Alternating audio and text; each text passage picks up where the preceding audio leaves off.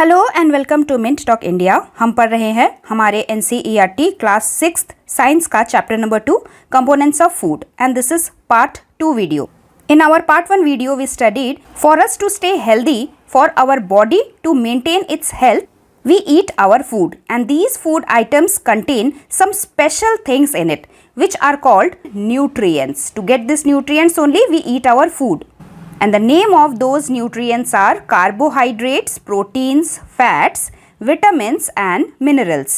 In today's video we are going to study कि ऐसे कौन कौन से food items है which are rich in carbohydrates, जिसे खा के हमें बहुत सारा carbohydrates मिल सकता है, जिसे खा के हमें बहुत सारा protein मिल सकता है, which food item is rich in fat, which food items are rich in vitamins and which food items are rich in minerals. The textbook topic 2.2, what do various nutrients do for our body? But before we start our video, here is a small introduction about me. So let us start from the first and very important nutrient present in our food, that is the carbohydrate. Carbohydrate gives us energy. Energy is the capacity to do work. कोई भी काम करने की शक्ति को energy कहा जाता है। आप डेली स्कूल में जाके पढ़ाई करते हैं, खेल कूद करते हैं, अपना कंसंट्रेशन लगाते हैं. So all these things require energy. And if you do not have any type of breakfast which has carbohydrates in it, then you may feel less energetic whole day. So carbohydrates are a group of substances. इसलिए हम इसको S लिख के plural लिखते हैं. And the main form of carbohydrates are called starch and sugar. Some more important types of carbohydrates are there which is found in our food and the name are starch, sucrose, glucose, fructose and cellulose. अलग अलग food items में अलग अलग type के carbohydrates पाए जाते हैं.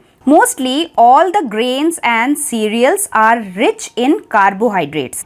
Grains का मतलब जो अनाज हम खाते हैं, जैसे चावल खाते हैं, गेहूं की बनाई हुई चपाती खाते हैं, ब्रेड खाते हैं, आलू खाते हैं, ये सब चीज़ें कार्बोहाइड्रेट्स में बहुत रिच होती हैं. मतलब इन सभी फूड आइटम्स में कार्बोहाइड्रेट न्यूट्रिएंट्स की मात्रा बहुत ज़्यादा होती है. And that is the reason in our meal बहुत सारे स्टेट्स में चावल बहुत मात्रा में खाया जाता है, because rice gives instant energy to us. उसके बाद गेहूं की बनी हुई जो हम चपाती खाते हैं वो भी हमें एनर्जी देती है. Then one more important cereal is the sorghum and it is called jowar in Hindi. Similarly, in many houses, chapati made up of bajra is also eaten. आपने शायद बाजरे की रोटी खाई होगी. Bajra is also very rich in carbohydrates. Maize is also another food item which is rich in carbohydrates. Some fruits and vegetables like the sugar cane, the sugar beet, mangoes and bananas, they are also very rich in carbohydrates. So when we eat the food items like the chapati, bread, noodles, rice, dosa and idli which are made out of the cereals, grains, then we take starch carbohydrate into our body. हमारे शरीर में इन्हीं food items के द्वारा starch नाम का carbohydrate हमारे body में आता है और यही starch carbohydrate digest होके हमारे body को energy देता है.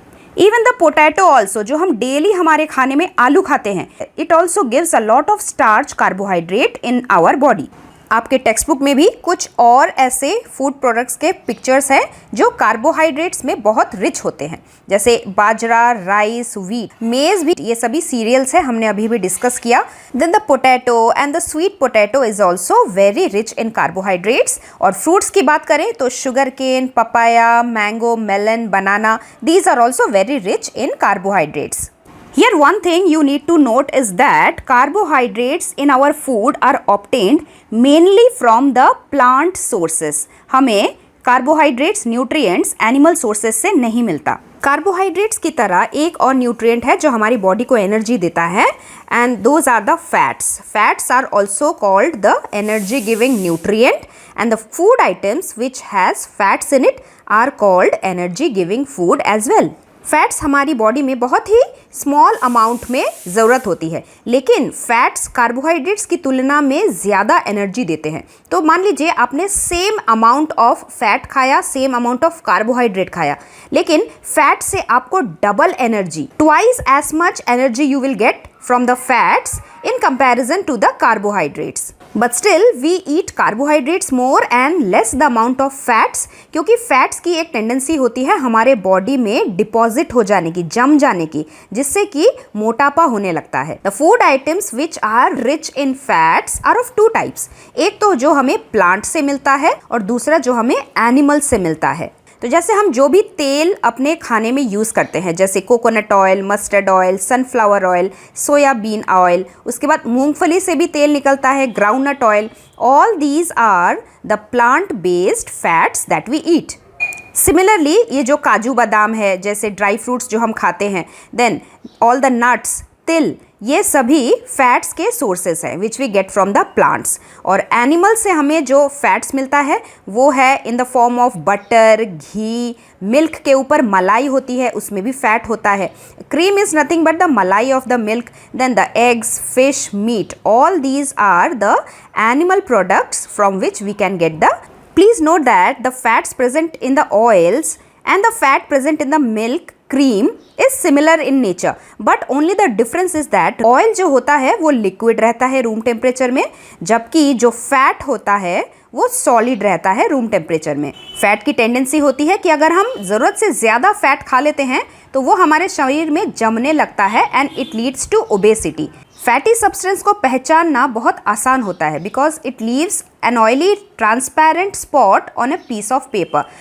The third important nutrient present in our food is called protein, and it is also called the body building nutrient. The food items which has protein in it are called body building foods. हमारे body में bones होता है, bones के ऊपर बहुत सारा muscle होता है, मांस होता है। तो वो जो मांस है, फिर मांस को कवर करता हुआ हमारे बॉडी में जो स्किन है वो किससे बनता है? वो प्रोटीन से बनता है। और इसीलिए बढ़ते बच्चों को प्रोटीन्स खाना बहुत इंपॉर्टेंट होता है। Protein helps to build our muscle, it is also required for the growth and repairing of our body. जब हमें चोट लगती है, हमारे स्किन में कट जाता है, छिल जाता है, तो वो ठीक कैसे होता है, हमारा स्किन कैसे ठीक होता है? उसके लिए हमें ढेर सारा प्रोटीन की ज़रूरत होती है। The protein also help us to build new tissues. हमारे शरीर के घाव जब सूखने लगते हैं तो प्रोटीन की वजह से ही नए नए सेल्स बनते हैं, नए नए टिश्यूज़ बनते हैं और उससे हमारी बॉडी, हमारी स्किन अच्छी होने लगती है। अब प्रोटीन का सोर्स बहुत इजी है पता करना। तो जैसे आपके बुक में भी फ़ोटो दी हुई है, हर तरह के दाल जो हम खाते हैं, जैसे ये ग्राम मतलब काला चना, मूंग की दाल, तूर दाल, बीन्स, सोयाबीन, मटर, ये सभी प्लांट प्रोडक्ट्स हैं जिससे हमें ढेर सारा प्रोटीन मिलता है। दाल को हम पल्सेस भी बोलते हैं। So all the pulses are very much rich in proteins. इसके अलावा ग्राउंडनट जो मूंगफली हम खाते हैं, मटर खाते हैं, ये भी प्रोटीन में बहुत रिच होता है। These are the plant sources. Similarly, we get protein from many animal sources also, like the meat, fish, paneer, eggs and milk. All these are obtained from the animals and these are also very rich in proteins. Rich in protein होने का ये मतलब है कि वैसे तो fish में, egg में, पनीर में बहुत सारे न्यूट्रिएंट्स होते हैं, लेकिन उसमें से प्रोटीन जो है उसकी मात्रा दूसरे कंपोनेंट्स के तुलना में सबसे ज़्यादा है।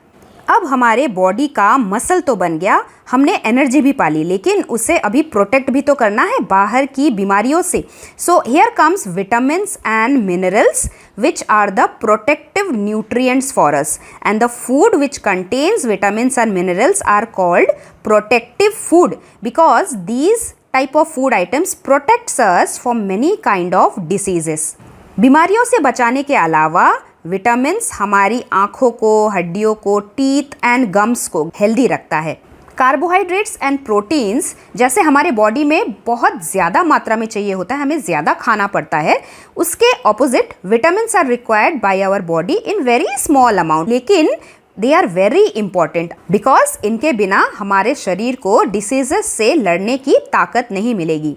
तो जैसे कार्बोहाइड्रेट्स भी बहुत सारे टाइप्स के होते हैं, विटामिन्स भी बहुत सारे टाइप्स के होते हैं, and these are represented by the letters of alphabets, जैसे vitamin A, vitamin C, vitamin D, vitamin E, vitamin K. Vitamin B की सीरीज में भी B1, B2, B6, B12 जिनको मिला के बी कॉम्प्लेक्स कहा जाता है।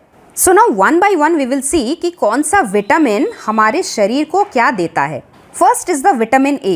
Vitamin A keeps our skin, eyes and hair healthy. आसान शब्दों में दूर से जो भी फ्रूट्स एंड वेजिटेबल्स आपको रेडिश ऑरेंज कलर के नजर आएंगे उन सब चीजों में विटामिन ए मौजूद होता है। Like the papaya, carrot, mango, green leafy vegetables, these are also very rich in vitamin ए।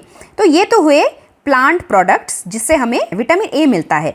इसके अलावा कुछ एनिमल प्रोडक्ट्स भी हैं जिससे हमें विटामिन ए मिलता है, जैसे मिल्क है, फिश है, एग योक है येलो कलर का, and then the cod liver oil. This is the liver of a fish from which we get oil, और इसी का नाम कॉड लिवर ऑयल होता है, और इसमें भी विटामिन ए की मात्रा बहुत ज्यादा होती है। Now let us see the second vitamin, that is vitamin B. हमारे बॉडी के लिए, हमारे बॉडी के growth, proper functioning, digestive system, heart, nerves, muscle, इसके लिए बहुत ज़रूरी है। विटामिन बी की कमी अगर हो जाती है बॉडी में तो उससे हमारे मसल वीक हो जाते हैं, हमारे मसल में शक्ति नहीं होती, तो हम भारी भारी बैग नहीं उठा पाते। मसल वीक हो जाने का यही मतलब होता है।